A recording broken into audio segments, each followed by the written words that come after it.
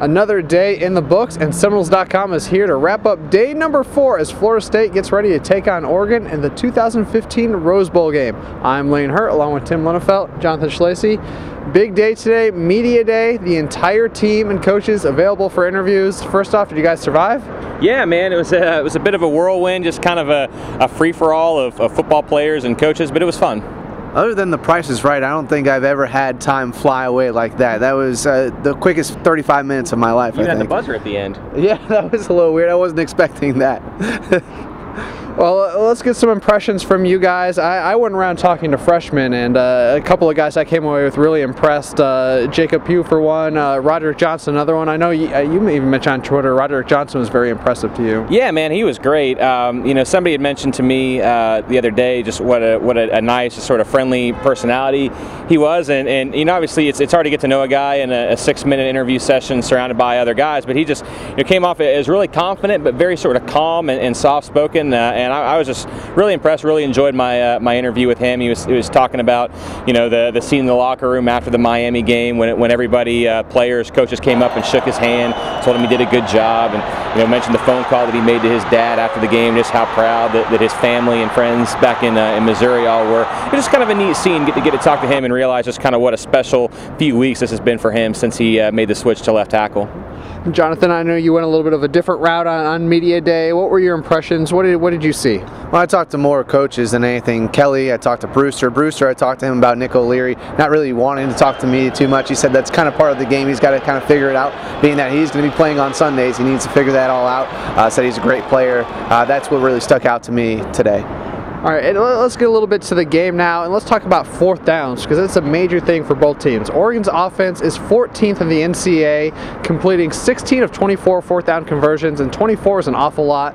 On the flip side, Florida State's defense, 9th in the country. They've only allowed 6 fourth down conversions and 21 opportunities. Oregon's a team, they don't necessarily trust their kicker, so once they get over the 50-yard line, they're going to go for it and put pressure on the defense. Well, I think part of that, the offense they run, it leads to a lot of fourth and short situations. So it's easier, I should say, to convert those when it's 4th and 1, 4th and 2, 4th and 3. So yeah, man, you have to be prepared for that. And the biggest thing is just that there's so much momentum at stake. It can be so deflating for a defense to not be able to get off the field on 4th down, and furthermore for an offense, no matter where it is on the field, to pick up that 4th down conversion, it just swings that pendulum so dramatically. And man, if that happens 2, even 3 times in this game, I think it could really go a long way towards shaping the outcome. And Jonathan, how demoralizing can that be for a defense? You get 3 stops and then the team goes for it, and all of a sudden they get it and they're still out there on the field. Oh, we've seen it all year long. I mean, you get it where, as you said, 6 times it's happened, where the defense just gets deflated. They want to be off the field. They've made those 3 big stops, and then it's just one play that really gets away from them. They need to get those stops. The biggest thing for me, though, is Jimbo Fisher yesterday talking after practice says everybody is healthy, and that's huge. Now Lawrence Stample maybe get in there, maybe that helps on 4th downs. So I think that's big, as Jimbo Fisher said after his practice yesterday. And conversely, an odd stat, the only team in the FBS not to complete a 4th down conversion this year, Florida State. They're 0 for 4, although they've only truly lined up offensively once all season to go for it. That was against Louisville. Obviously didn't get it. We'll see if they have to go for 4th down at all this game. Guys, you've got some fun pieces coming up either today or tomorrow. Tim, give us a look at something that you're working on. Well, I might have tipped my hand a little bit, but I'm going to be writing about Roderick Johnson and specifically his role in the offensive line and how that switch has paid just enormous dividends for Florida State. Really, in my opinion and a lot of people's opinions, a huge reason why Florida State was able to remain undefeated is solidifying that offensive line. Also going to dive a little bit into Cam Merving's role in that and just kind of what a remarkable sort of turn of events he's had, agreeing to switch from left tackle to center.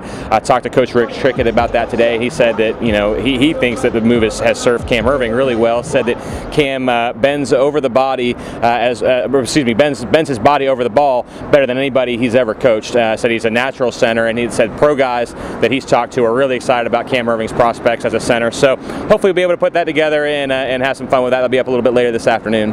And Jonathan, what can we expect from you? I may have just had a little too much fun at Disney. I'm going to stick with that theme where Mario Edwards is such a big specimen. Eddie Goldman saying how amazing it is for that big body to be able to do what he does on the field, but yet this 6'3", 294-pound guy is so scared of rides. So we're going to go ahead and talk to that story.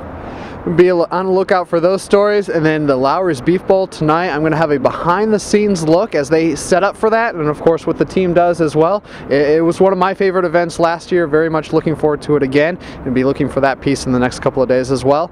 Well, day 4 in the books, day 5 coming up. Seminoles.com will have everything you need leading up to this game as Florida State. Are they ever going to play? It certainly doesn't seem like it. And in about 2 days when we're doing this for the last time, I think we're going to be like, please play this football game.